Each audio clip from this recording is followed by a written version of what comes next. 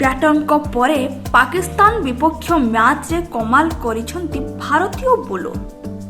Asia କପ୍ର super 4 ମ୍ୟାଚ୍ରେ ଭାରତର ଚିର ପ୍ରତିଦ୍ୱନ୍ଦ୍ୱୀ ପାକିସ୍ତାନକୁ ଏକତରଫା ଭାବେ 228 ରନ୍ରେ ପରାସ୍ତ କରିଛି। ଏହା ପାକିସ୍ତାନ ବିପକ୍ଷରେ ଭାରତର ସବୁଠାରୁ ବଡ଼ ବିଜୟ। ଏହା ପୂର୍ବରୁ ଭାରତ 140 ରନ୍ରେ ମିରାପୁରରେ ପାକିସ୍ତାନକୁ ହରାଇଥିଲା।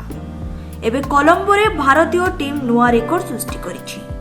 ଭାରତ ପାଇଁ ବ୍ୟାଟିଂରେ ବିରାଟ କୋହଲି ଓ କେଏଲ୍ ରାହୁଲ ଶତକ ହାସଲ କରିଥିଲେ। ବୋଲିଂରେ କୁଲଦୀପ ଯାଦବ 5 ୱିକେଟକୁ ନେଇ ପାକିସ୍ତାନକୁ ଧୂଳି ଚଟାଇ ଦେଇଛନ୍ତି।